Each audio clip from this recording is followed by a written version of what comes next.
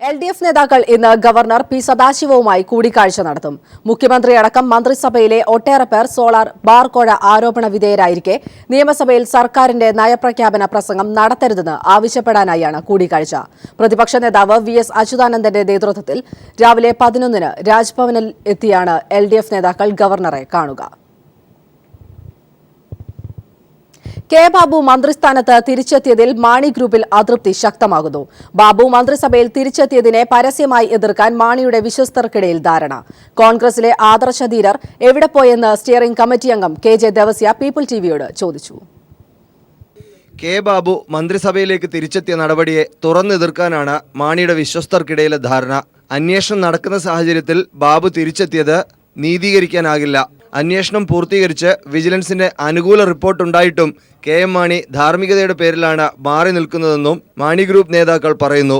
മാണിയെ രാജിവെപ്പിക്കാൻ കൂട്ടത്തോടെ ഇറങ്ങിയ കോൺഗ്രസ് നേതാക്കൾ ഇപ്പോഴെവിടെയെന്നാണ് കേരള കോൺഗ്രസിന്റെ ചോദ്യം. ആരോപണങ്ങൾ ശരിയാണോ തെറ്റാണോ എന്ന അന്വേഷണത്തിന് ശേഷമേ പറയാൻ കഴിയുള്ളൂ. മാണി സാറിനെ സംബന്ധിച്ചിടത്തോളമുള്ള ആരോപണം തെറ്റാണെന്ന് തെളിഞ്ഞിരിക്കുകയാണ്. എന്നിട്ട് മാണി സാർ പുറത്ത് നിൽക്കേണ്ട വരുന്നു. എന്തായിരുന്നു? ധാർമ്മികതയുടെ പേരിൽ കോൺഗ്രസിലെ കുറേ ധീരന്മാരും ആദർശധീരന്മാർ പെട്ടെന്ന് മറുപടിയുമായിട്ട് KM മാണി രാജിവെക്കണം എന്ന് പറഞ്ഞു. നേരെ മറിച്ച് തൃശ്ശൂരിലെ വിജിലൻസ് കോടതി പറഞ്ഞു. മറ്റ് പല സംഭവങ്ങൾ ഉണ്ടായിട്ടും ഈ ആദർശധീരന്മാർ എവിടെ പോയി? മാണി BJP കൂട്ടുകെട്ടിനെ കുറിച്ചുള്ള ചർച്ചകൾക്കിടെയാണ് UDFനെ വിമർശിച്ച് മാണിയുടെ വിശ്വസ്തർ പരസ്യ പ്രതികരണം നടത്തുന്നത്. News bureau, Thiruvananthapuram. റബ്ബറിന്റെ വില തകർച്ചയിൽ മനം നൊന്ത് കർഷകൻ സ്വന്തം റബ്ബർ തോട്ടം വെട്ടിനശിപ്പിച്ചു. 500ഓളം റബ്ബർ മരങ്ങളാണ് കോതമംഗലം സ്വദേശിയായ ഷാജി തോമസ് എന്ന കർഷകൻ വെട്ടിവീഴ്ത്തിയത്. നിർധനരായ റബ്ബർ കർഷകരെ സംസ്ഥാന സർക്കാർ വഞ്ചിച്ചതായും അദ്ദേഹം പറയുന്നു. ഏറെ പ്രതീക്ഷയോടെ കണ്ടിരുന്ന റബ്ബർ കൃഷിയിൽ നിന്ന് ഇനി ഒന്നും തനിക്ക് ലഭിക്കാനില്ല. പ്രാരാബ്ദങ്ങളല്ലാതെ എന്ന തിരിച്ചറിവിൽ നിന്നാണ് പോത്താനിക്കാട് മുകളിൽ ഷാജി തോമസ് എന്ന കർഷകൻ ടാപ്പിംഗ് കത്തിക്ക് പകരം കോടാലിയെടുക്കാൻ തീരുമാനിച്ചത്. അവസാന ദിവസം കൂടി ജോലിയെടുത്ത ശേഷമാണ് കത്തി ഉപേക്ഷിച്ചതും. 4 വർഷമായി ടാപ്പ് ചെയ്തിരുന്ന RR1 430 ഇനത്തിൽപ്പെട്ട 300 മരങ്ങളും 2 വർഷമായി ടാപ്പ് ചെയ്തിരുന്ന 200-ലധികം മരങ്ങളുമാണ് തോമസ് വെട്ടിനിരത്തിയത്. ഒന്നും മിച്ചം പിടിക്കാനില്ലാതെ വന്നാൽ ഇനി എന്തു ചെയ്യണമെന്നും അദ്ദേഹം ചോദിക്കുന്നു. ഞാനിത് വെട്ടാൻ ഉദ്ദേശിക്കുന്നതിന്റെ കാരണം ഇത് വെട്ടി സ്വന്തമാണ് വെട്ടുന്നത്. സ്വന്തമായി വെട്ടിയിട്ട് പോലും നമുക്ക് കൂലി ചെലവ് കഴിഞ്ഞ് സ്വന്തം കൂലി എടുത്തിട്ട് പോലും ഒന്നും ബാലൻസ് കിട്ടാത്ത അവസ്ഥയിലേക്കാണ്. ഒരു 1 കിലോ ഷീറ്റ് കൊടുത്താൽ 2 കിലോ അരി പോലും കിട്ടാത്ത അവസ്ഥയിലാണ് ഇപ്പൊ കാര്യങ്ങൾ. റബ്ബർ വിലയിടിവിനെ തുടർന്ന് നേരത്തെ ടാപ്പിംഗ് നടത്തിയിരുന്ന ആൾ ഉപേക്ഷിച്ചപ്പോഴാണ് ഷാജി സ്വന്തമായി ഇത് ഏറ്റെടുത്തത്. സാധാരണ കർഷകരുടെ ദുരിതങ്ങൾ സർക്കാർ കണ്ടില്ലെന്ന് നടിക്കുകയാണെന്ന് കേരള കർഷക സംഘം ജില്ലാ വൈസ് പ്രസിഡന്റ് MG രാധാകൃഷ്ണൻ പറയുന്നു. റബ്ബർ കർഷകർ നിലനിൽപ്പിനായി നെട്ടോട്ടമോടുമ്പോഴാണ് ഭരണകക്ഷിയിൽപ്പെട്ട ഉത്തരവാദിത്തപ്പെട്ടവർ സമരനാടകങ്ങൾ നടത്തി പൊതുജനത്തെ കബളിപ്പിക്കുന്നത്. News bureau, Kochi. റബ്ബർ മേഖലയിലെ പ്രതിസന്ധി പരിഹരിക്കാൻ കേന്ദ്ര സംസ്ഥാന സർക്കാരുകൾ ഇടപെടണമെന്നാവശ്യപ്പെട്ട് കോട്ടയത്ത് LDF ആഹ്വാനം ചെയ്ത ഹർത്താൽ ആരംഭിച്ചു. വൈകിട്ട് 6 വരെയാണ് ഹർത്താൽ.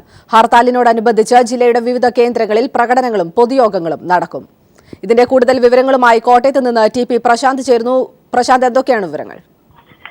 മരിയ, റബ്ബർ വില തകർച്ചയുടെ രൂക്ഷത ഏറ്റവും അനുഭവിക്കുന്ന ജില്ല എന്ന നിലയിലാണ് കോട്ടയം ജില്ലയിൽ ഹർത്താൽ നടത്തുന്നത്. കർഷക സമൂഹത്തിന്റെ പൂർണ്ണ പിന്തുണ ഹർത്താലിനുണ്ട്. വിവിധ കർഷക സംഘടനകളും ഹർത്താലിന് പിന്തുണ അറിയിച്ച് രംഗത്തെത്തിയിട്ടുണ്ട്. ഈ മധ്യ തിരുവിതാംകൂറിലെ ജനജീവിതവും ഒപ്പം സംസ്ഥാനത്തിന്റെ തന്നെ സാമ്പത്തിക അവസ്ഥയും തകർത്തെറിഞ്ഞ ഹർത്താലിനെതിരെ വലിയൊരു ജനരോഷം തന്നെയാണ് പ്രകടമാകുന്നത്. കടകമ്പോളങ്ങൾ അടച്ചിട്ടുകൊണ്ടും വാഹനങ്ങൾ നിരത്തിലിറക്കാതെയും പൊതുജനങ്ങളെല്ലാം തന്നെ ഹർത്താലിനോട് സഹകരിക്കുന്നു. ഒപ്പം മലയോര മേഖലയിൽ ആയിട്ടുള്ള കാഞ്ഞിരപ്പള്ളി, പൂഞ്ഞാർ, പാല, മുണ്ടക്കയം, എരുമേലി എന്നിവിടങ്ങളിലെല്ലാം തന്നെ ഹർത്താൽ സമാധാനപരമായി പുരോഗമിക്കുകയാണ്.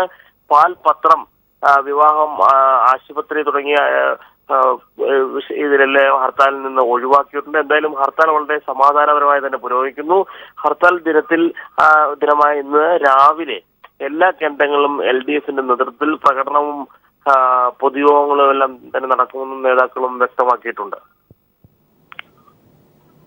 TP പ്രശാന്താണ് വിവരങ്ങൾ നൽകിയത്. മറ്റു വാർത്തയിലേക്ക്. സംസ്ഥാന പോലീസ് മേധാവിയുടെ ഔദ്യോഗിക ഫേസ്ബുക്ക് പേജ് ടി.പി. സെൻകുമാർ ദുരുപയോഗം ചെയ്യുന്നതായി ആക്ഷേപം. പോലീസ് ഉത്തരവുകളും സർക്കുലറുകളും ജനങ്ങളിൽ എത്തിക്കുകയെന്ന ലക്ഷ്യത്തോടെ ആരംഭിച്ച ഔദ്യോഗിക പേജ് ഡി.ജി.പി. സെൻകുമാർ സ്വകാര്യ അഭിപ്രായ പ്രകടനങ്ങൾ നടത്താൻ ഉപയോഗിക്കുന്നതായാണ് ആക്ഷേപം ഉയർന്നിരിക്കുന്നത്. അതേസമയം ടി.പി. സെൻകുമാറിന്റെ ഫേസ്ബുക്ക് പോസ്റ്റുകൾക്കെതിരെ പ്രതിപക്ഷ നേതാവ് ഉൾപ്പെടെയുള്ളവർ പ്രതിഷേധവുമായി രംഗത്തെത്തിയിട്ടുണ്ട്. എൻഡോസൾഫാൻ ദുരന്ത ബാധിതർ സെക്രട്ടേറിയറ്റിനു മുന്നിൽ നടത്തുന്ന പട്ടിണി സമരം 8 ദിവസം പിന്നിട്ടിരിക്കെ സമരക്കാരുമായി മുഖ്യമന്ത്രി ഉമ്മൻചാണ്ടി ഇന്ന് ചർച്ച നടത്തും. വൈകിട്ട് 5-ന് മുഖ്യമന്ത്രിയുടെ ചേംബറിലാണ് യോഗം. പുനരധിവാസ പദ്ധതികളടക്കം സർക്കാർ നൽകിയ വാഗ്ദാനങ്ങൾ പാലിക്കണമെന്നാവശ്യപ്പെട്ടാണ് ദുരന്തബാധിതർ സമരം നടത്തുന്നത്. കഴിഞ്ഞയാഴ്ച പ്രതിപക്ഷ നേതാവ് വി.എസ്. അച്യുതാനന്ദന്റെ നേതൃത്വത്തിൽ സമരസമിതി മുഖ്യമന്ത്രിയുമായി ചർച്ച നടത്തിയെങ്കിലും തീരുമാനമാകാതെ പിരിയുകയായിരുന്നു. ഇന്നത്തെ യോഗത്തിലും തങ്ങളുടെ ആവശ്യങ്ങൾ അംഗീകരിക്കപ്പെട്ടില്ലെങ്കിൽ സമരം ശക്തമാക്കാനാണ് സമരസമിതിയുടെ തീരുമാനം.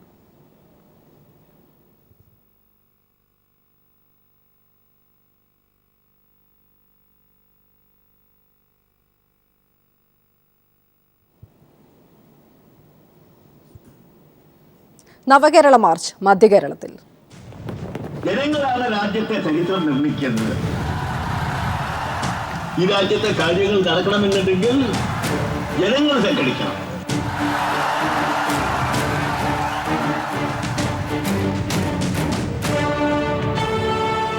ചരിത്രം ഒരു ഓർമ്മപ്പെടുത്തലാണ്, ഒപ്പം ഭാവിയിലേക്കുള്ള ഒരു തിരുത്തൽ രേഖയും. പുതിയ ചിന്ത, പുതിയ കർമ്മം, പുതിയ കേരളം. പങ്കെടുക്കൂ, അണിചേരൂ ഈ ബഹുജന മുന്നേറ്റത്തിൽ. നാടിന് ലഭിക്കുന്ന ഉജ്ജ്വല സ്വീകരണങ്ങൾ ഏറ്റുവാങ്ങി പിണറായി വിജയൻ നയിക്കുന്ന നവകേരള മാർച്ച് എറണാകുളം ജില്ലയിൽ പര്യടനം തുടരുകയാണ്. കളമശ്ശേരി, ആലുവ, പെരുമ്പാവൂർ, പുത്തൻകുരിശ് എന്നിവിടങ്ങളിൽ ഇന്ന് ജാഥയ്ക്ക് സ്വീകരണം നൽകും. ജാഥ നായകന് അഭിവാദ്യം അർപ്പിക്കാൻ വൻ ജനക്കൂട്ടമാണ് ഓരോ സ്വീകരണ കേന്ദ്രത്തിലും എത്തുന്നത്. എറണാകുളം ജില്ലയിലെ 2ാം ദിവസത്തെ പര്യടനത്തിന്റെ തുടക്കം കളമശ്ശേരിയിൽ നിന്നാണ്. ഉച്ചയ്ക്ക് ശേഷം ആലുവ, പെരുമ്പാവൂർ, പുത്തൻകുരിശ് എന്നിവിടങ്ങളിലും സ്വീകരണം നൽകും. ഇന്നലെ ജില്ലയിൽ പ്രവേശിച്ച നവകേരള മാർച്ചിന് വ്യാവസായിക ജില്ല പ്രൗഢഗംഭീരമായ വരവേൽപ്പാണ് നൽകിയത്. ജില്ലാ അതിർത്തിയായ കറുകുറ്റി മുതൽ സമാപന കേന്ദ്രമായിരുന്ന മറൈൻ ഡ്രൈവ് വരെ അങ്ങേയറ്റം ഹൃദയവായ്പോടെയാണ് പ്രവർത്തകർ പ്രിയ നേതാവിനെ വരവേറ്റത്. ആദ്യ സ്വീകരണ കേന്ദ്രമായിരുന്ന അങ്കമാലിയിലെത്തിയപ്പോൾ ചുട്ടുപൊള്ളുന്ന ഉച്ചവെയിലിനെ അവഗണിച്ച് ആയിരങ്ങൾ പിണറായിയെ സ്വീകരിക്കാനെത്തി.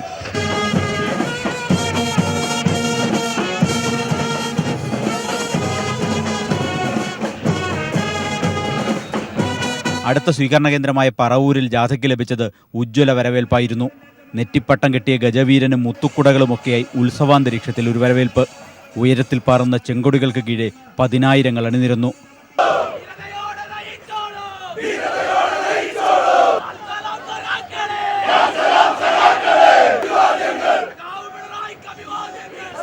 തുടർന്ന് വൈപ്പിൻ മണ്ഡലത്തിന്റെ ഭാഗമായ ചെറായിലേക്ക് ജീർണിച്ച ജാതി വ്യവസ്ഥയ്ക്കെതിരെ സഹോദരൻ അയ്യപ്പൻ പന്തിഭോജനം നടത്തിയ ഇടം.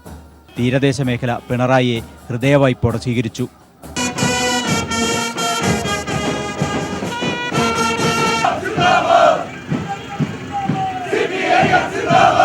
ജില്ലയിലെ ആദ്യ ദിവസത്തെ പര്യടനത്തിന്റെ സമാപനം മറൈൻ ഡ്രൈവ് ഉജ്ജ്വലമാക്കി. അസ്തമയ സൂര്യനെ സാക്ഷി നിർത്തി അറബിക്കടലിന്റെ ഓരത്ത് 10,000 ഒത്തുചേർന്നു.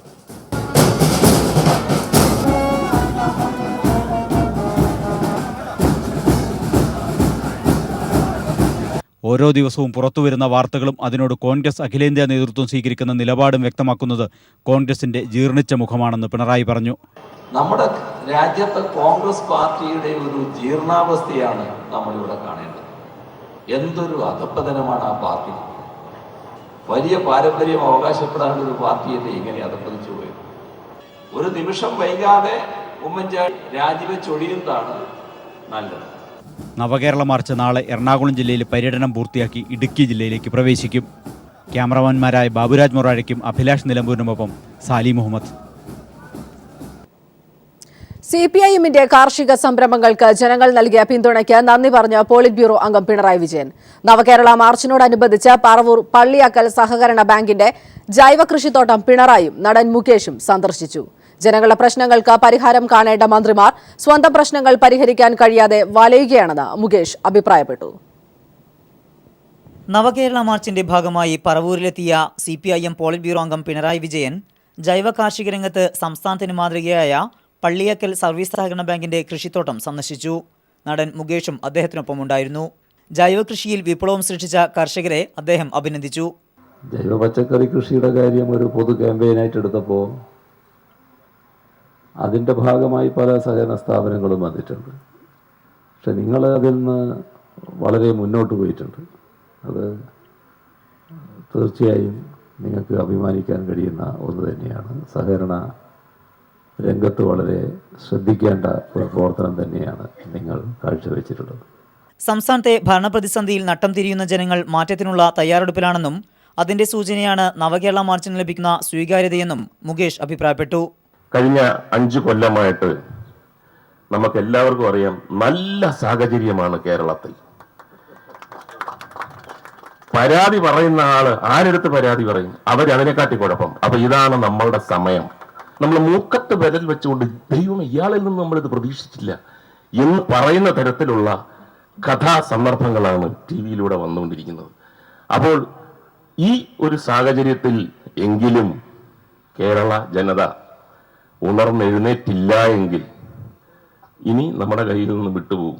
ചടങ്ങിൽ MV ഗോവിന്ദൻ മാസ്റ്റർ, മുൻ MP P Rajeev, S Sharma MLA, CN Mohanan തുടങ്ങി നിരവധി പ്രമുഖർ പങ്കെടുത്തു. നിയമസഭാ മണ്ഡലങ്ങളിലൂടെ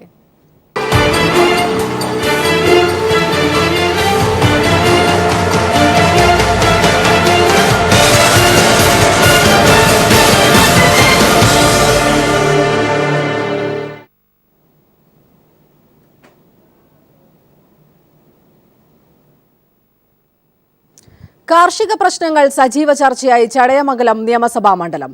റബ്ബർ വില തകർച്ചയിൽ ദുരിതജീവിതം നയിക്കുകയാണ് കർഷകർ എന്ന് രാജ്കുമാർ റിപ്പോർട്ട് ചെയ്തു. ലോക ടൂറിസം ഭൂപടത്തിൽ അഭിമാനമായി ജഡായു ടൂറിസം പദ്ധതിയും മണ്ഡലത്തിന്റെ ഭാഗമാണ്. 9 പഞ്ചായത്തുകൾ ഉൾപ്പെട്ട ചടയമംഗലം ഇടതുകോട്ടയായി മാറിയെന്നാണ് LDFന്റെ അവകാശവാദം. കഴിഞ്ഞ തദ്ദേശ തെരഞ്ഞെടുപ്പിൽ UDFന്റെ പക്കലുണ്ടായിരുന്ന 4 പഞ്ചായത്തുകൾ LDF പിടിച്ചെടുക്കുകയായിരുന്നു. ഇതാണ് അവകാശവാദത്തിന് അടിസ്ഥാനമായി അവർ ചൂണ്ടിക്കാട്ടുന്നത്. ഇത് രാഷ്ട്രീയ പശ്ചാത്തലം. കർഷകരും കർഷക തൊഴിലാളികളും ഉൾപ്പെട്ട മണ്ഡലത്തിൽ കാർഷിക രംഗം അഭിവൃദ്ധി പ്രാപിച്ചു. സംസ്ഥാനത്തെ ഏക മണ്ണ് ഗവേഷണ കേന്ദ്രം, 2 കൃഷി ഫാമുകൾ, വിത്തുൽപാദന കേന്ദ്രം തുടങ്ങിയവ മാതൃകാപരമാണ്. അതേസമയം അടിസ്ഥാന വികസനം മണ്ഡലത്തിൽ എത്തിച്ചുവെന്നാണ് MLA മുല്ലക്കര രത്നാകരന്റെ അവകാശവാദം. പിന്നെ ആസ്തി വികസന ഫണ്ട് ഏറ്റവും കൂടുതൽ ഉപയോഗിച്ചത് വിദ്യാഭ്യാസ മേഖലയുമായി ബന്ധപ്പെട്ടാണ്.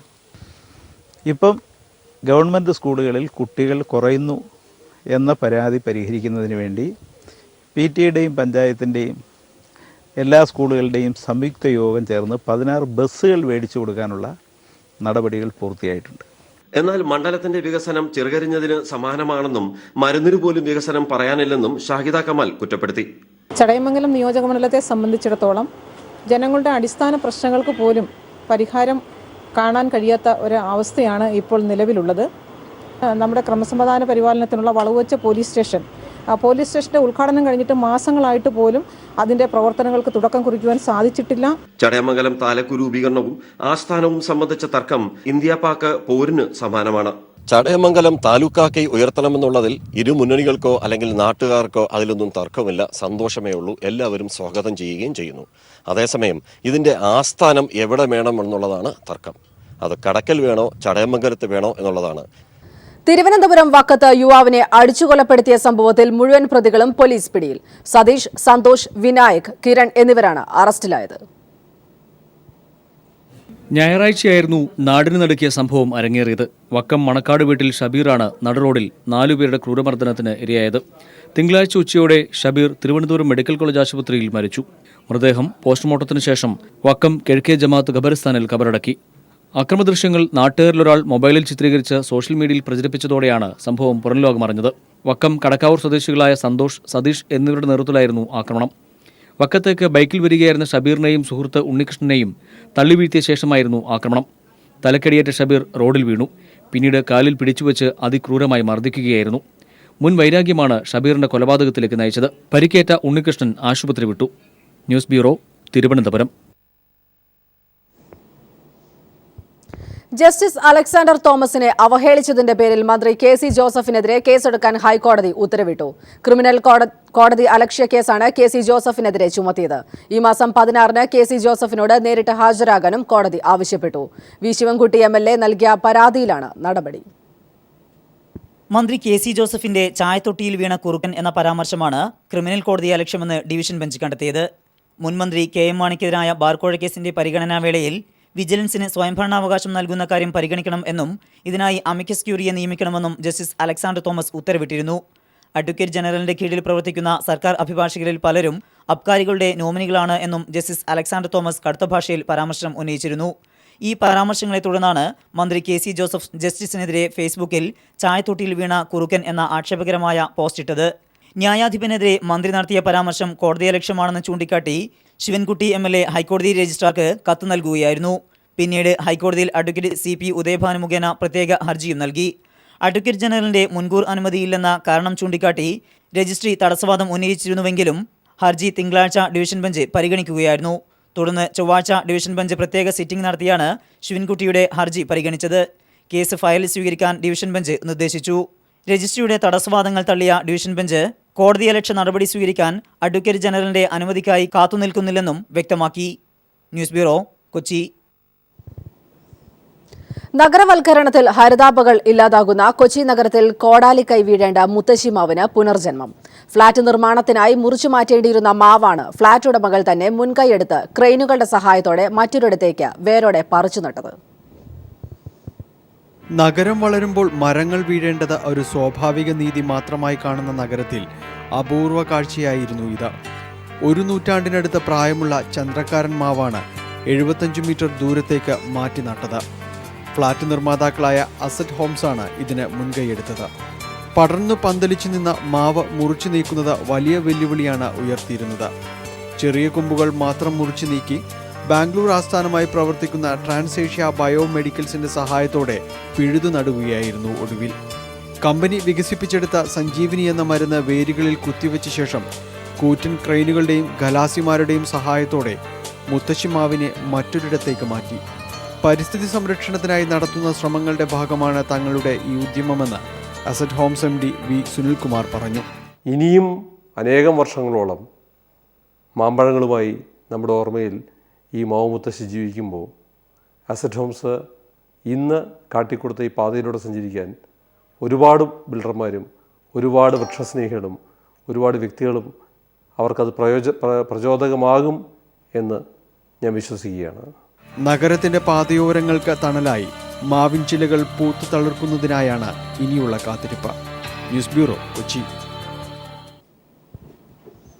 ലത്തീൻ കത്തോലിക്ക തിരുവനന്തപുരം അതിരൂപത സഹായമെത്രാനായി റെവറന്റ് ക്രിസ്തുദാസ് രാജപ്പനെ നിയമിച്ചു. പാളയം സെയിന്റ് ജോസഫ് കത്തീഡ്രലിൽ നടന്ന ചടങ്ങുകളിൽ അതിരൂപത മേജർ ആർച്ച് ബിഷപ്പ് മാർ സൂസേപ്പാക്യം ശുശ്രൂഷകൾക്ക് നേതൃത്വം വഹിച്ചു.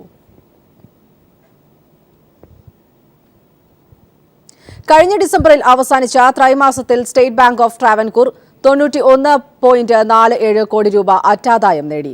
കഴിഞ്ഞ ത്രൈമാസത്തിലെ സമാന കാലയളവിനേക്കാൾ 23% വർഷാനുവർഷ വർധനയോടെയാണിത്. പലിശ ചെലവുകൾ കുറച്ചതും കമ്മീഷൻ, ലോക്കർ വാടക തുടങ്ങിയ ഇതര വരുമാനങ്ങളിലുണ്ടായ കുതിപ്പുമാണ് അറ്റാദായം വർദ്ധിക്കാൻ കാരണമായതെന്ന് SBT മാനേജിംഗ് ഡയറക്ടർ ജീവൻദാസ് നാരായൺ തിരുവനന്തപുരത്ത് പറഞ്ഞു.